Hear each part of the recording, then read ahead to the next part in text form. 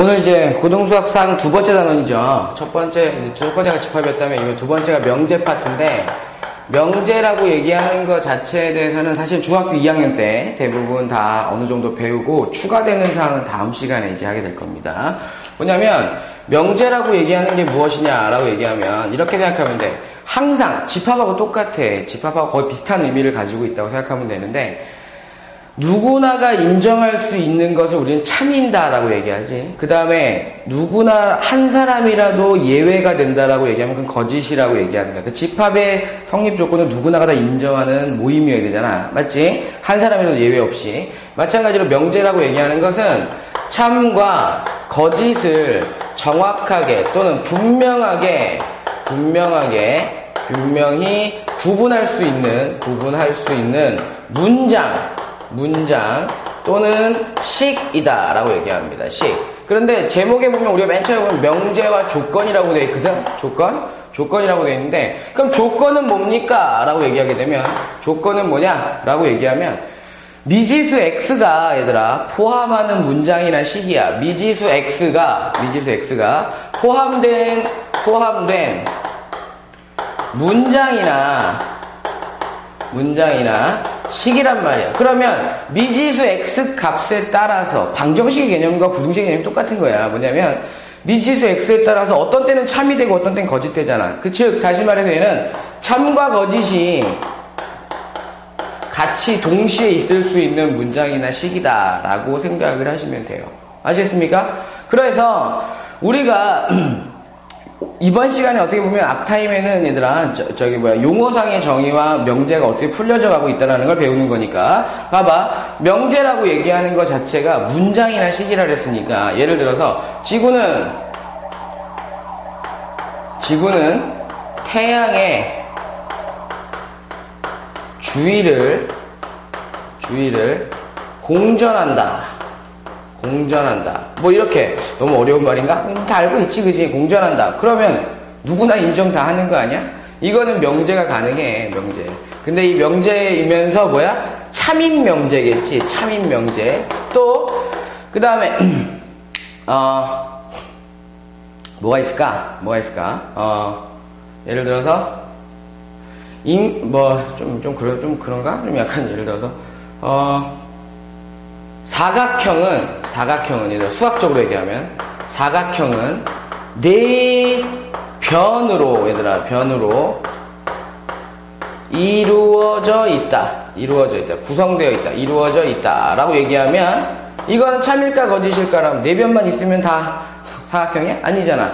둘러싸여져 있어야 되지. 이것도 누구나가 인정하지 않는 네 변으로 둘러싸여 있습니다 라고 얘기할 때 이거는 명제인가? 아닌가? 이렇게 되게 애매하잖아. 근데 네 변으로 이루어져 있다라고 얘기하는 게 아니라 둘러싸여져 있어서 각이 4개 있습니다 까지가 돼야 명제가 돼, 참인 명제가 되는 거잖아. 이건 당연히 명제일 수도 있고 아닐 수도 있다라는 아주 애매모호한 문장이 되는 거야. 그지? 그러면 예를 들어서 또 다른 걸로 해볼게. 이등변 삼각형은 이렇게 할까? 이거 좀, 얘가 애매하다 그러면 이거 지워버리고. 뭐냐면, 동물은 사람이다.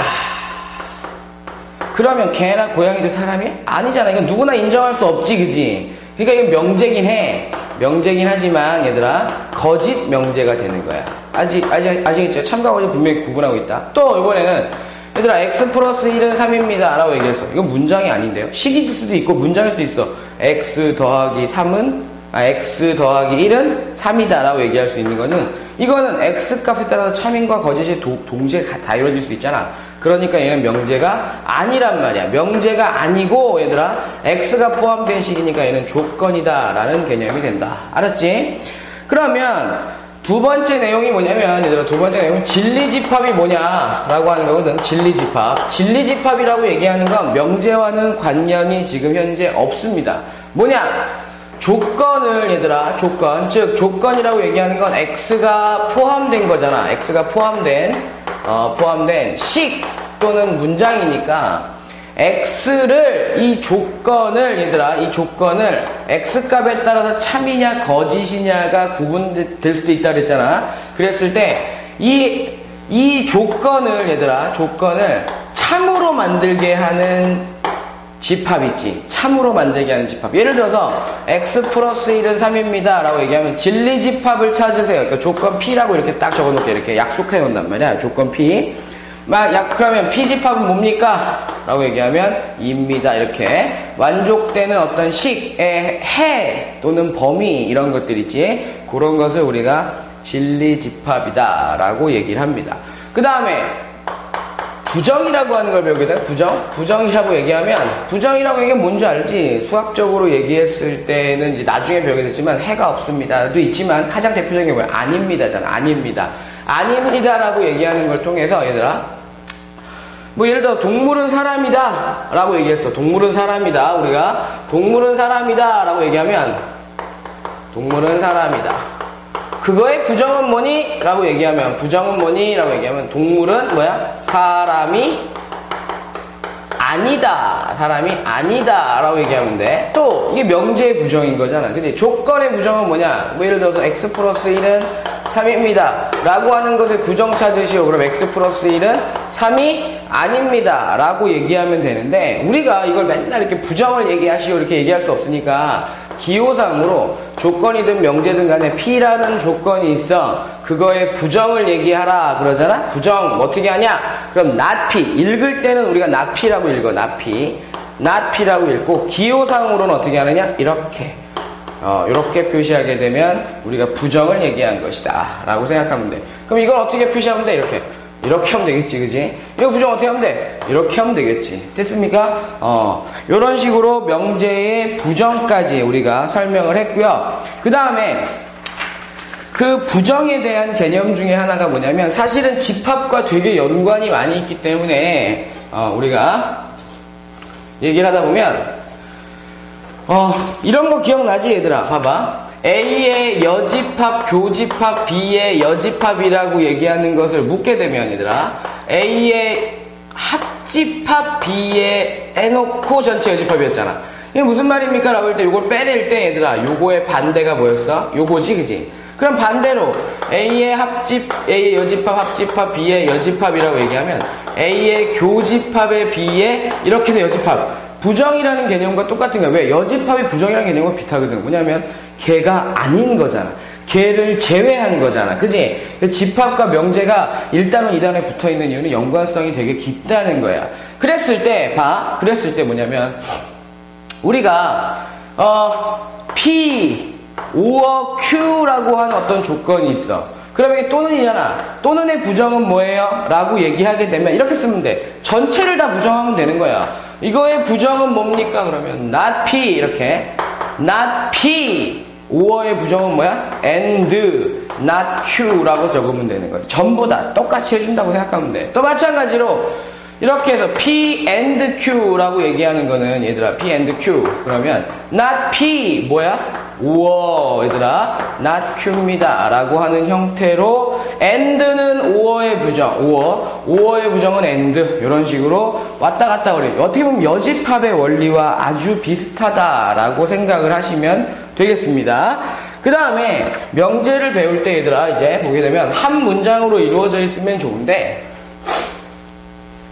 이런 개념이 또 있단 말이야. 어렸을 때 배웠던 것들이야. 다 중학교 2학년 때. 뭐냐면 우리가 조건명제라고 하는 걸 배운다. 조건명제. 조건명제가 뭐예요? 그러면 조건으로 이루어진 문장이나 식일 거 아니야. 참임과 거짓을 구분할 수 있는 문장. 그랬을 때 이거 봐봐. 어떤 조건 P가 있어. 조건 P. 조건 P가 뭐냐면 인간이다 라고 하는 게 있어. 인간이다. 조건 Q가 있어. 뭐가 있냐면 동물이다. 동물이다. 그러니까 동물의 집합들이 여러 개가 있을 것이고 인간 집합도 여러 개가 있겠지. 인간 집합하고. 그랬을 때 이 두 개를 연결시키는 거야. 뭐라고 연결시키냐면 인간이면 동물이다 라고 얘기해서 얘들아 동물이다 라고 얘기해서 요러한 조건과 요러한 조건 어떻게 하는 거야? 두 개를 한 문장으로 관계를 맺어주는 거야. 그것을 우리가 뭐라 그랬다? 조건명제라고 얘기하고 앞에 있는 것을 우리가 가정이라고 얘기하고 이걸 결론이라고 얘기하는데, 이렇게 하다 보니 맨날 글자 쓰는 게 귀찮잖아. 수학은 약속이라고 그랬다고. 그래서 어떻게 하느냐? P이면 Q입니다 라고 얘기하고, 얘는 참인지 거짓인지 나도 몰라요. 그럼 참인 걸 어떻게 표시할까? 약속하기를 두 줄을 이렇게 딱 거놓으면 참인 거예요. 한 줄 그면 참인지 거짓인지 모른다. 그러면 거짓이면 어떻게 해요? 라고 얘기할 때 P이면 Q이다 라고 얘기해놓고 가운데 쭉쭉 거놓으면 되는 거야. 이건 거짓이라는 걸 확실하게 만들어 놓은 약속이다 라고 생각을 하시면 됩니다. 그러면 언제 참이고 언제 거짓이에요? 라고 얘기할 때 얘들아 이렇게 생각하면 돼. P에 있는 P를 조건 P를 만족하는 모든 집합의 원소 진리 집합이 조건 Q를 만족하는 진리 집합 안에 이렇게 포함이 되면 참이 되는 거야. 이게 같은 말이야. 알았어? 그럼 얘는 어떻게 해야 되면 돼? P가 Q 안에 포함되지 않으면 거짓이 되는데, 포함되지 않는다는 말은 동떨어져 있어도 되지만 얘들아, 동떨어져 있어도 저쪽으로. 그런데 조금 벗어난 게 있으면 되지, 그치? 벗어나도 포함된다고 안 하지? 그렇게 해서 포함되지 않은 상태를 우리가 발예라고 얘기하고, 여러분들은 앞으로 그 발예를 찾는데 중점을 두셔야만 합니다. 아시겠습니까? 중점을 두셔야만 합니다. 그 다음에 이쪽 위에다가 한번 적자.